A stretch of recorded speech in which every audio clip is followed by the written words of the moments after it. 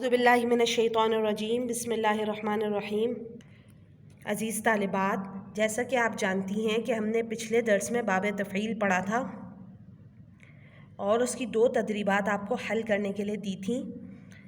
آپ ان تدریبات کو چیک کر لیں اور اس کا حل شدہ PDF بھی آپ کو دے دیا جائے گا۔ آج ہم الدرس الخامس باب مفاعلہ پڑھیں گے۔ باب مفاعلہ کی علامت کیا ہے کہ اس میں فا کلمے کے بعد الف زائد ہوتا ہے، جیسے جاہدہ بروزن فاعل۔ آپ نے پڑھا تھا نا کہ ثلاثی مزید فی کے 3 ابواب ایسے ہیں جن میں ایک حرف زائد ہوتا ہے۔ 2 باب آپ نے پڑھ لیے، تیسرا باب آج ہم پڑھ رہے ہیں۔ باب مفاعلہ کے استعمال کا فائدہ کیا ہے؟ آپ دیکھیں ایک مثال بورڈ پہ، نصر احمد، احمد نے مدد کی۔ نصرہ ثلاثی مجرد ہے۔ اب اس نصرہ کو اگر ہمیں ثلاثی مزید فی میں لے کے آنا ہے باب مفاعلہ میں، تو نون کے بعد ایک حرف، کیونکہ فا کلمے کے بعد ایک حرف زائد ہوتا ہے تو یہ الف کا اضافہ ہو جائے گا، ناصرہ بن جائے گا۔ ناصرہ کے معنی کیا ہو جائیں گے؟ ناصر احمد خالدن، احمد اور خالد نے ایک دوسرے کی مدد کی۔ تو گویا باب مفاعلہ کے استعمال کا فائدہ یہ ہوتا ہے کہ وہ فعل دونوں افراد میں مشترک ہو جاتا ہے، اس طور پر کہ دونوں فاعل بھی ہوتے ہیں اور دونوں مفعول بھی ہوتے ہیں۔ فاعل کسے کہتے ہیں؟ کام کرنے والے کو، اور مفعول جس پر کام واقع ہو۔ تو احمد مدد کرنے والا بھی ہے اور خالد نے احمد کی مدد بھی کی ہے، اور خالد خود مدد کرنے والا بھی ہو گیا احمد کا، اور اسی طرح خالد کی احمد نے مدد بھی کی۔ تو گویا اگر کوئی فعل 2 افراد میں مشترک ہو تو اس کے لیے باب مفاعلہ استعمال ہوتا ہے، جیسے جاہدہ مطلب جہاد کرنا۔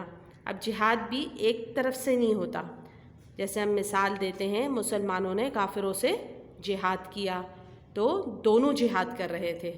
تو جب کسی فعل کو 2 افراد میں استعمال کرنا ہو تو اس کے لیے باب مفاعلہ استعمال کرتے ہیں۔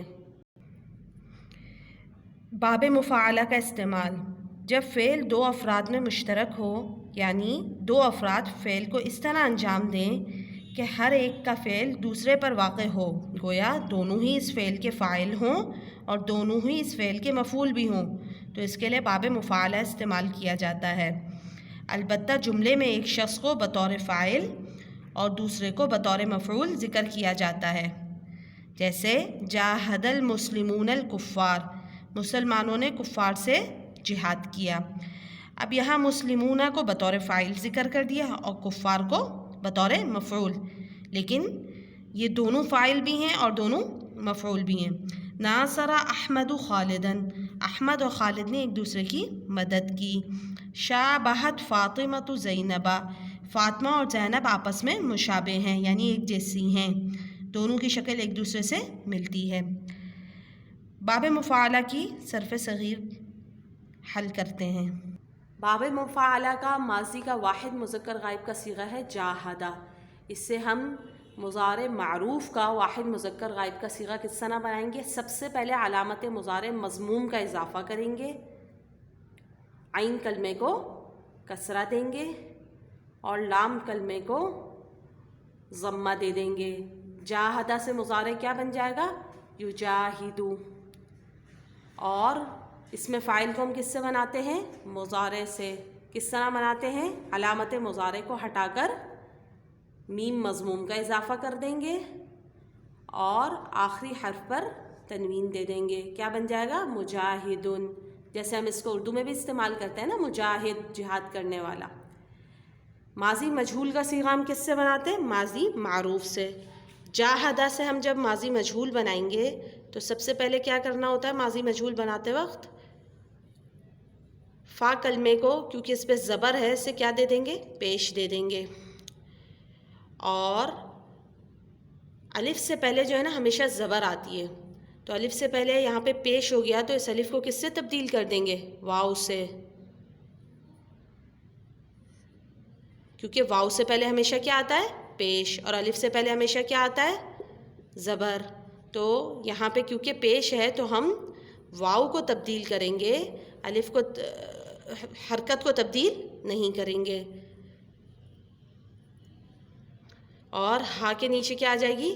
زیر، اور دال پہ زبر.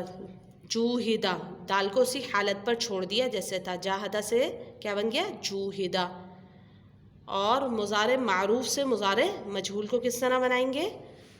کیونکہ علامت مضارع پہلے سے ہی یہاں مضموم ہے، لہٰذا اس میں کسی تبدیلی کی ضرورت نہیں ہے. عین کلمے پہ کیا دے دیں گے؟ زبر دے دیں گے. کیا بن جائے گا؟ یجاہدو. اور اس میں مفعول کس سے بناتے ہیں؟ مضارع مجہول سے. کس طرح بنائیں گے؟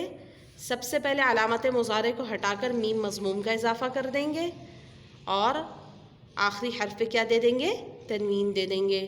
مجاہدن. امر بناتے ہیں ہم کس سے؟ مضارع کے حاضر کے صیغے سے. سب سے پہلے کیا کریں گے؟ علامت مضارع کو ہٹا دیں گے. یہاں پہ پہلا حرف کیونکہ متحرک ہے لہٰذا حمزہ کی ضرورت نہیں ہے، اور آخری حرف کو کیا کر دیں گے؟ ساکن. کیا بن جائے گا؟ جاہد. اور نہیں بھی کس سے بنتا ہے؟ مضارع سے بنتا ہے. تو مضارع سے نہیں کس طرح بنائیں گے؟ لائے نہیں کا اضافہ کریں گے اور آخری حرف کو کیا کر دیں گے؟ ساکن کر دیں گے. لا تجاہد بن جائے گا.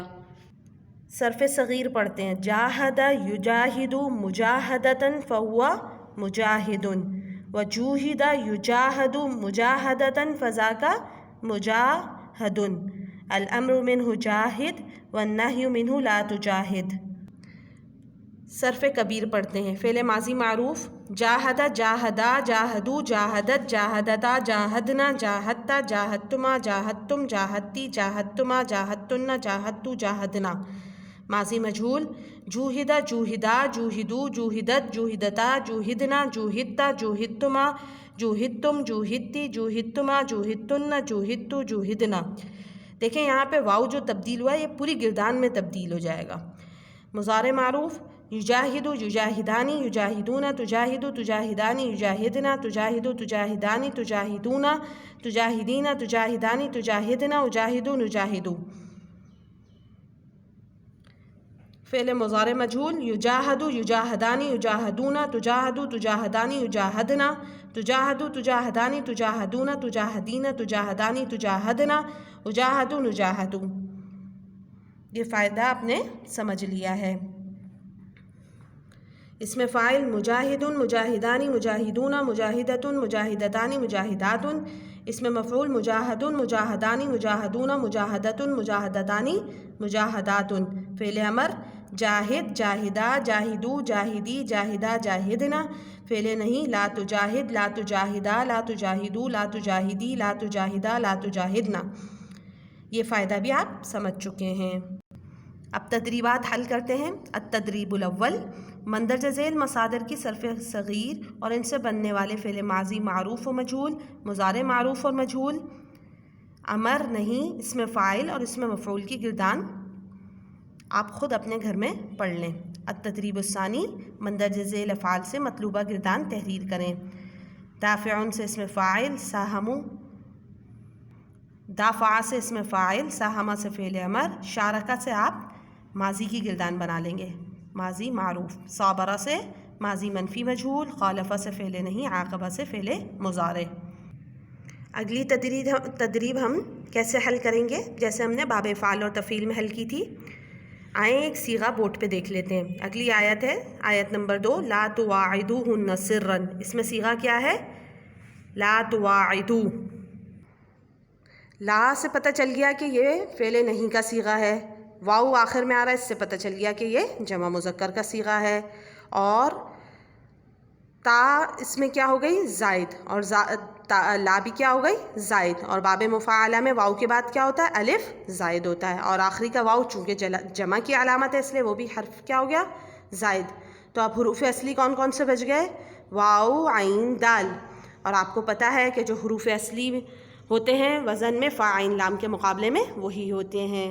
جیسے فا کے مقابلے میں واو آ گیا، عین کے مقابلے میں عین آ گیا، لام کے مقابلے میں دال آ گیا، اور باقی جو زائد حروف تھے وہ ہم نے ویسے ہی لکھ دیے. اس تدریب کو اسی طریقے سے حل کر لیں. اور اس کے ساتھ ہی آج کی ڈائری نوٹ کر لیں. اگلے سبق تک کے لیے اللہ حافظ.